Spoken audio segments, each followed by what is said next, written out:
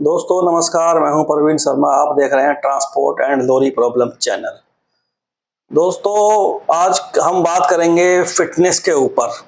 Fitness जो farm 38 आपने देखा होगा, पेपर आपकी गाड़ी में रखा होता है फाइल में, उसको फिटनेस बोलते हैं। तो दोस्तों पहले तो ये फिटनेस होती थी 1 वर्ष की, उसका सरकार ने इसको 2 साल के लिए कर दिया। परंतु अभी इन्होंने क्या करा है, जो 8 साल तक पुरानी गाड़ियां हैं उनकी फिटनेस 2 साल होती है, उसके ऊपर की गाड़ियों की फिटनेस को ये 1 वर्ष के लिए करते हैं। दोस्तों सबसे बड़ी जो परेशानी अब आम गाड़ी मालिक को हमारे यहाँ खासकर उत्तराखंड में जो आ रही है, और चाहे ये उत्तराखंड सरकार ने करा हो या ये ऑर्डर केंद्र सरकार से आए हो, या जैसा भी हो, कुल मिला के ये कॉन्सेप्ट बहुत गलत हुआ है। पहले आप सभी लोगों को मालूम है कि हम लोग जो फिटनेस आरटीओ ऑफिस में होती थी तो बिल्कुल आराम से हो जाती थी। 2500 से लेकर 3500 के बीच तक लगभग इतना ही खर्चा आता था और इजीली आराम से फिटनेस हो जाती थी।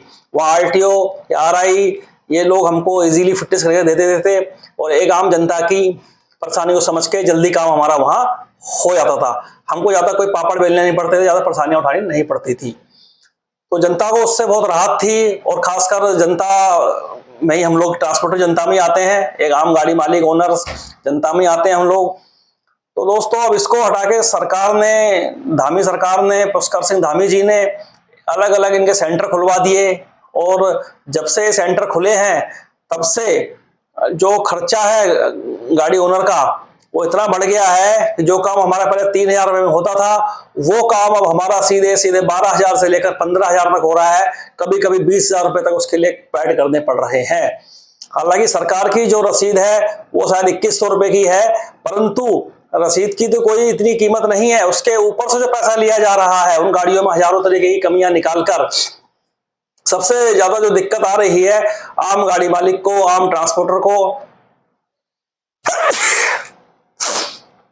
सॉरी सर, वहीं से आ रही है।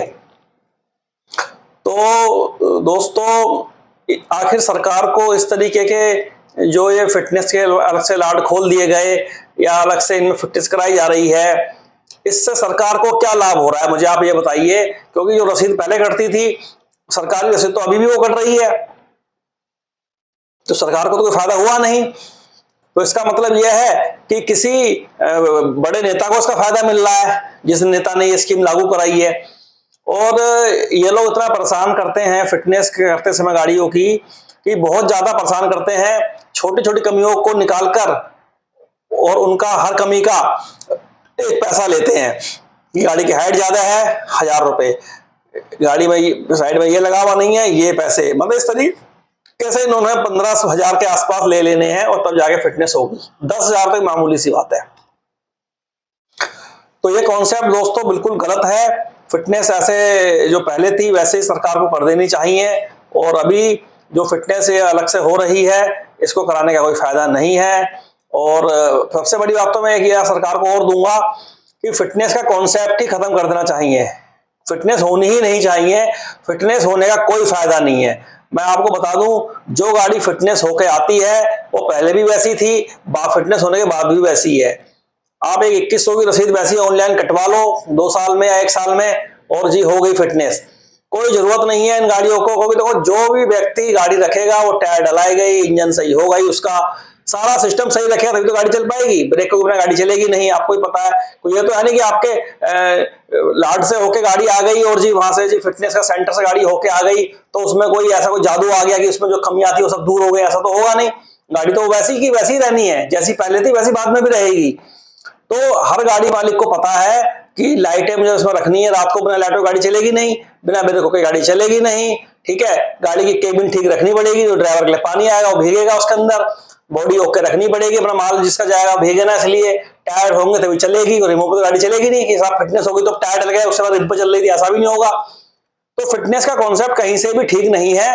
ये सिर्फ और सिर्फ रिश्वत लेने का, ये जो नए सेंटर खुले हैं इनका एक तरीका बन गया है।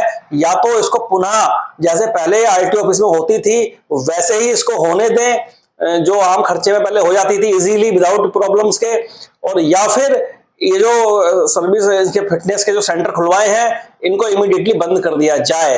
क्योंकि इन लोगों का तो ये कहना है कि हमारे ऊपर बहुत बड़े बड़े लोगों के हाथ हैं और हमारा कोई कुछ नहीं कर सकता। तो वो अपनी मोनोपोली पूरी तरीके से चला रहे हैं। और आप लोग भी जानते हैं कि किसी विधायक या किसी मंत्री के कहने से तो ये फिटनेस का सेंटर खुल नहीं जाएगा। इसको खोलने के लिए कम से कम हमारे मुख्यमंत्री जी के हाथ में ये पावर है या केंद्र के हाथ में पावर है कि ऐसे ऑर्डर वो दे सकते हैं। परंतु एक आम नागरिक होने के नाते या आम गाड़ी मालिक होने के नाते, क्योंकि भले ही यूट्यूब पे कितने भी चैनल जानकारी देते हो ट्रांसपोर्ट की संबंधित, उनके पास गाड़ियां नहीं है, उनको नहीं पता कि कैसे करके क्या होता है। हम लोग बहुत भोगी है, प्रैक्टिकल जानते हैं, क्योंकि मैंने खुद अपनी 15-20 गाड़ी की फिटनेस कराई है जाकर के वहां। तो आप ये लगा लो कि मुझे बहुत परेशानी हुई है उनको फिटनेस को कराने के लिए, जो कि हमें पहले ऐसी दिक्कतें नहीं आती थी जो इस बार आई हैं। तो मेरा सरकार से कहना है, फिटनेस का जो ये आपने सेंटर खुलवाया है इसको इमीडिएटली बंद करके पहले की तरह ही फिटनेस करें। और नई गाड़ी जो BS6 आती है उसकी फिटनेस एक बार में ही 5 साल की कर दे और उसके बाद 3-3 साल का फिटनेस का कॉन्सेप्ट और बढ़ा दें, या तो ऐसा कर दें। क्योंकि इस फिटनेस का आप खुद एक दिमाग लगा ले सरकार भी कि कोई भी फायदा नहीं है और बिल्कुल फायदा नहीं है। ये सिर्फ सरकार को लगता है कि फिटनेस का होना गाड़ी को जरूरी है या कुछ है, ऐसा कुछ नहीं है। तो जो गाड़ी रोड पर चलेगी वो फिटनेस होके ही चलेगी और ऑटोमेटिकली उसका गाड़ी मालिक उसको फिट रखेगा। ऐसा नहीं है कि लोडिंग गेट, खासकर कॉमर्शियल व्हीकल की बात कर रहा हूं मैं, कॉमर्शियल व्हीकल गाड़ियां, हल्की गाड़ी या कम ब्रेक वाली गाड़ी हमारा ड्राइवर ही नहीं चलाएंगे, कि उन ड्राइवरों को पता है कि ब्रेक नहीं आ रहा है, ये नहीं आ रहा, वो नहीं आ रहा, रिस्क हो सकता है, तो वो चक्कर मारने या तुरंत कंप्लेंट करते हैं और हमें उसमें काम कराना ही पड़ता है। तो ये हर गाड़ी मालिक के साथ ऐसा ही है, हर कंपनी के साथ ऐसा ही है। फिटनेस का जो कॉन्सेप्ट है वो बिल्कुल बंद होना चाहिए, फिटनेस होनी ही नहीं चाहिए। और अगर हो रही है, सरकार का मन है कि करानी ही है, तो 2100 रुपए की रसीद वैसे ही कटवा लें और फिटनेस का जो खुलवाए हैं बड़े बड़े, आपने जो लाड खुलवा दिए हैं, ये सर्विस जो ये फिटनेस सेंटर खुलवा दिए हैं, इनको तो बिल्कुल ही बंद करा दें। तो इनमें तो दड़ेआम लूटमार हो रही है और सरकार के नाक के नीचे सारे काम हो रहे हैं, सरकार को सब पता है। अब इन लोगों का तो ये भी कहना है कि हमारा कोई कुछ नहीं कर सकता, हमारे पास बहुत बड़े लोगों का हाथ है, और इनका मतलब इंडायरेक्टली ये भी कहना है कि हमारा तो पैसा पहुंच रहा है, हमने ऐसे फ्री में थोड़ी खोल लिया ये सर्विस सेंटर, इसके लिए हमने एक मोटी रकम चलाई सरकार के लिए। इस तरीके की ये लोग बातें करते हैं। तो सरकार कौन है? पुष्कर सिंह धामी जी, आप मुख्यमंत्री है, तो रकम किसको चलाई गई होगी? जिनके कहने के अनुसार आपको चलाई गई होगी। तो इसीलिए इस तरीके की जो आरोप आप पे लग रहे हैं उनको बिल्कुल बंद करा दो। आप बीजेपी के ईमानदार नेता है, आप मोदी जी की नेतृत्व में काम करें, जैसे मोदी जी ईमानदारी के साथ काम कर रहे हैं उसी प्रकार से आप भी काम करें, तो आपकी ख्याति बढ़ेगी। क्योंकि जहां 2 या 3 लाख जो भी गाड़ी मालिक हमारे देश के अंदर हैं और या उत्तराखंड के अंदर है, खासकर छोटे हो बड़े हो, आप खुद सर्वे करा लो, एक एक गाड़ी मालिक के पास भेज करके अपने जो आपके सरकारी स्टाफ हो उनको एक एक गाड़ी मालिक के पास भेज के, या 10-20-50 गाड़ी के मालिक के पास भेज के, 100-200-500 गाड़ी वाले मालिक के पास भेज के आप ये सर्वे करा सकते हैं कि देख लो भाई, ये जो फिटनेस सेंटर खोले हैं इससे कितने लोग खुश हैं और कितने लोग नाराज हैं। मैं लिख के दे सकता हूं 100%, 99 भी नहीं, 100% जो गाड़ी ओनर है वो सब इस फिटनेस सेंटर से नाराज हैं। ये मेरे अकेले की आवाज नहीं है, मैं तो सिर्फ ये अपनी अकेली आवाज बोलकर हजारों लोगों की आवाजें, 2-4 लाख गाड़ी मालिक जो भी हमारे उत्तराखंड के अंदर है, बल्कि पूरे देश के अंदर है, जितने भी गाड़ी मालिक जहां सेंटर खुल गए हैं वहां पे हर जगह यही आवाज काम करेगी। ये एक आदमी की आवाज नहीं है, ये करोड़ों लोगों की आवाज है। इन फिटनेस सेंटरों से हर व्यक्ति परेशान है, क्योंकि इतनी कमाइयां गाड़ियों में नहीं है, जो कि इस तरीके के लगातार खर्चे बढ़ाए जा रहे हैं। गाड़ी मालिक ऑलरेडी पहले ही आपने टोल टैक्स इतने बढ़ा दिए हैं, उसके बाद तेल इतना महंगा चल रहा है, पार्ट्स महंगे हो गए हैं, टायर महंगे, हर चीज तो महंगी हो गई है। BS6 गाड़ी इतनी महंगी हो गई है। अब जो बड़े बड़े ट्रांसपोर्टर हैं, 1000, 3000, 5000 गाड़ी वाले, जिनके खुद के टेंडर हैं, भाई वो तो एक बार को चलो DST का फायदा भी ले सकते हैं। उन्होंने अपने टेंडर ले लिए, उन्होंने बिलिंग करी और नई गाड़ियां ले ली, वहां से उन्होंने GST एडजस्टमेंट कर लिया। मगर एक आम आदमी है, 10-20-50 गाड़ी का मालिक है, छोटा गाड़ी मालिक, इसके अपने टेंडर भी ज्यादा नहीं है, तो वो व्यक्ति कैसे करके GST का फायदा लेता है? वो ले ही नहीं पाएगा, तो उसका कोई डायरेक्ट काम है ही नहीं कहीं भी। अगर डायरेक्ट काम लेता है तो छोटे मोटे काम में भी इसको 1-2 करोड़ रुपए फंसाने पड़ जाएंगे, इतने पैसे नॉर्मल गाड़ी मालिक के पास है नहीं, तो कैसे करेगा? तो सरकार इस हिसाब से तो फिर यह है कि जो ट्रांसपोर्ट का काम है ये सिर्फ बड़ी बड़ी कंपनियों के लिए रह गया, नॉर्मल आदमी तो कर नहीं पाएगा इसको फिर। तो सबसे आज की जो विशेषकर वीडियो मैंने बनाई है वो इसलिए बनाई है कि फिटनेस का जो कॉन्सेप्ट है वो बिल्कुल खत्म कर दो, और इसको जो है पहले तो खत्म ही कर दो। फिटनेस किसी गाड़ी जोती नहीं है, कुछ जरूरत नहीं है इनकी। या फिर एक काम इसमें और हो सकता है, जैसे आपने कि फिटनेस का सर्विस सेंटर ये उत्तराखंड में एक हल्द्वानी बना दिया, यहाँ बना दिया, इस तरीके के फिटनेस सेंटर एक शहर में 4-5 खुलवा दो, छोटे छोटे खुलवा दो, ठीक है। कुछ इस तरीके पेट्रोल पंपों पर लगा दो कि हाँ भाई पेट्रोल पंप वाला कर देगा फिटनेस, कोई बात नहीं है। तो उसमें जैसे प्रदूषण बन जाता है, तो उसमें क्या होगा, एक थोड़ा कंपटीशन हो जाएगा, एक काम को करने ज्यादा लोग हो जाते हैं, तो वो काम एक नॉर्मल पैसों में हो जाएगा हमारा, उसमें गाड़ी मालिकों को राहत मिल जाएगी। लेकिन एक आदमी मोनोपोली चल रही है, उसको आपने दे दिया है। या फिर एक केंद्र सरकार ऐसा नियम ला दें नितिन गडकरी जी कि पूरे इंडिया के अंदर कोई भी गाड़ी कहीं भी फिटनेस करा सकती है, क्योंकि भाई उन आरटीओ ऑफिस में भी जो बंदा बैठा है या वहां भी सर्विस सेंटर या फिटनेस सेंटर खुले हैं, तो वो भी इंसान ही है ना। फिटनेस तो वहां से सर्टिफिकेट मिल जाए, फिटनेस से मतलब है ना, सर्टिफिकेट कहीं से मिल जाए, ये जो उत्तराखंड से मिलना जरूरी है।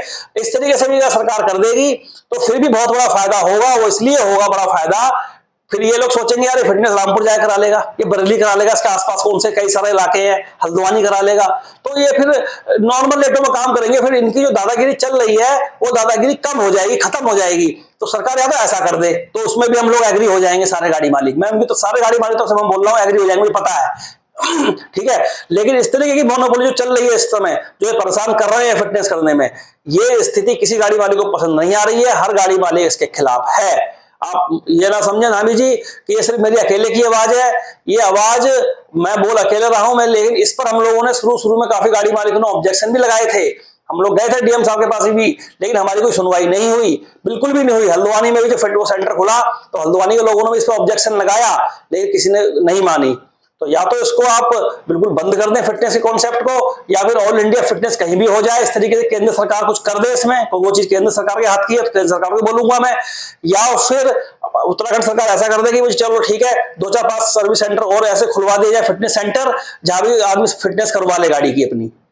तो उससे एक मोनोपोली खत्म होगी। वो हमारा जो मेन टारगेट है मोनोपोली खत्म करने का है। जब तक मोनोपोली खत्म नहीं होगी तब तक ये फिटनेस 15-20 हजार की होती रहेंगी और आम गाड़ी मालिक का शोषण होता रहेगा। कहने को तो बहुत सारी बातें हैं इसमें दोस्तों, मेरे ट्रांसपोर्टर भाइयों, परंतु अब 12 मिनट की वीडियो बन चुकी है, तो मेरा सभी ट्रांसपोर्टर भाइयों से कहना है इस वीडियो को लाइक करें, सब्सक्राइब करें और शेयर करें, क्योंकि मैं भी एक ट्रांसपोर्टर हूं, एक गाड़ी ओनर हूं। कोई ऐसा नहीं कि मैं यूट्यूबर हूं तो यूट्यूब में मैंने वीडियो डाल दी और बना दी, क्योंकि मेरे पास तो गाड़ियां भी हैं, मेरा तो ट्रांसपोर्ट का काम भी है, तो मुझे पता है ना कि क्या क्या दिक्कतें हैं। ये दिक्कतें अगर नहीं है तो मुझे आप बताओ कमेंट में कि ऐसी दिक्कत नहीं, मैं गलत बोल रहा हूँ, या मैं जो कह रहा हूँ कि फिटनेस अकाउंट खत्म होना चाहिए या आरटी ऑफिस में होनी चाहिए पहले की तरह 2-4-5 सर्विस फिटनेस सेंटर और खुल जाने चाहिए, ऐसा होना चाहिए या नहीं, मुझे आप बताओ। अगर होना चाहिए ऐसा तो बिल्कुल कमेंट में लिख के बताएं और इस वीडियो को शेयर करें, ताकि सरकार के पास ये वीडियो पहुंचे और सरकार को हमारी परेशानियों का पता लगे, और यही पता लगे कि ये फिटनेस सेंटर वाले क्या कर रहे हैं। ये तो बदमाश गुंडों की तरह बात करते हैं, अगर आपने कुछ कह दिया तो लड़ जाएंगे आपके साथ में, और कोई लोकल नेता इसमें हमारा सपोर्ट नहीं कर रहा है। तो मेरा जो बीजेपी की नेता है उनसे कहना है हमारी इसमें मदद करें ट्रांसपोर्टरों की, और इस फिटनेस सेंटर वालों से जाकर के या तो एक बार ढंग से बात करें। दोस्तों कहने को तो बहुत कुछ है, वीडियो 14 मिनट की होने वाली है, लगभग 13 मिनट 17 से 18 सेकंड की हो चुकी है, लंबी हो जाएगी वीडियो बहुत। तो अगली वीडियो में कुछ बातें रह गई हैं वो कवर करेंगे। आप सभी लोगों को नमस्कार, प्रणाम दोस्तों।